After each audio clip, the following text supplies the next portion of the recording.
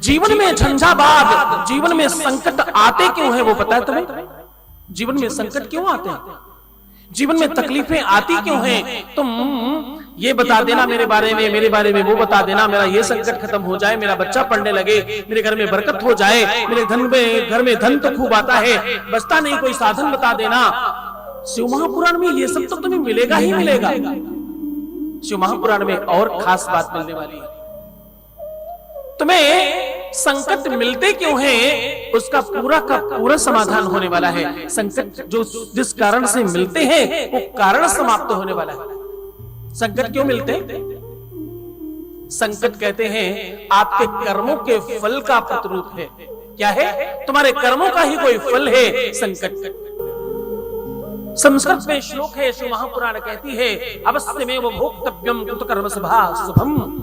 तुम अवश्य अपने शुभ और अशुभ फल को भोगते हो। गौर से सुनना, बाबा तुलसीदास कहते हैं, बोले काया से जे पातक होए, काया से जे पातक होए, बिनु भोगे छूटे नहीं कोई, छूटे नहीं कोई, बिनु भोगे छूटे नहीं कोई, काया से जे पातक होए, काया से जे पातक होए। तुम जो भी सत्कर्म करते हो या दुष्कर्म करते हो उसका फल तुम्हें जरूर मिलता है। तुम जो अन्य क्षेत्र में कार्य कर रहे हो या किसी भी पुण्य क्षेत्र में जाओ तो वहां जाने से नष्ट हो जाता है। लेकिन अगर किसी भी पुण्य क्षेत्र में जाकर तुमने किसी भी प्रकार का कोई पाप कर दिया तो वो कहीं भी जाने से नष्ट नहीं होता है। इसलिए तुम्हारे जीवन में संकट कुछ ऐसे आ जाते हैं कि वो कटते नहीं हैं। और ये जरूरी नहीं कि तुमने पुण्य क्षेत्र में जाके कोई पाप किया हो। तुम्हारे घर में, परिवार में, वंश में, कुटुंब में अगर किसी ने ऐसा किया है तो भी तुम उससे दुखी होगे, इसमें कोई संदेह नहीं। अगर तुम्हारे पिता का धर्म तुम्हें मिलता है, कर्म तुम्हें मिलता है, तो ध्यान रखना सत्कर्मों के साथ साथ दुष्कर्म भी तुम्हें प्राप्त होते हैं। उनकी संपत्ति के साथ साथ उनके द्वारा किए हुए पाप कर्म भी तुम्हें प्राप्त होते हैं, इसमें संदेह नहीं है। इसी कारण से पूर्वजों के पाप ताप तुम्हें मिलते हैं। इसी कारण से पूर्वजों को मोक्ष दिलाया जाता है। मोक्ष का मतलब उनके द्वारा किए हुए बुरे कर्म तुम्हें प्रभावित न करें, एक मतलब उसका। और उनकी आत्मा को परमात्मा की सन्निधि प्राप्त हो, उनके चरणों में उनकी का स्थान बने।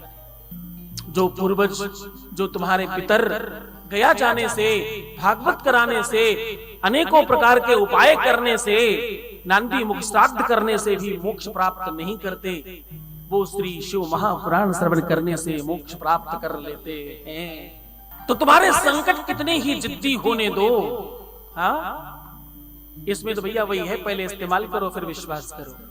इन 5 दिनों में तुम्हें वो सब पता चलने वाला है।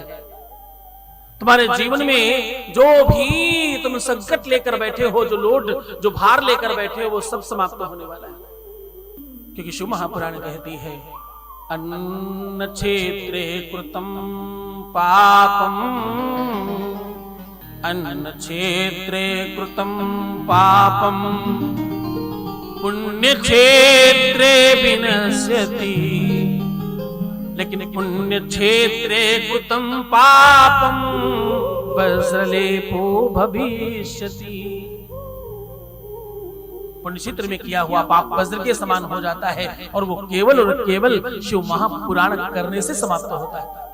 अब तुम कहोगे कि पता नहीं मेरे पूर्वजों ने भले किया हो, मैंने कभी तीर्थ में कोई अपराध नहीं किया, तो मैं तुम्हारी आंखें खोलना चाहता हूं कि अपराध तो तुमसे भी हुए। तीर्थ क्षेत्र में जाकर जब तुम प्रसाद वाले को ज्ञान समझा रहे थे कि इसमें चीनी ज्यादा है, ये महंगा ज्यादा है, तो तुम वाणी से अपराध कर रहे थे।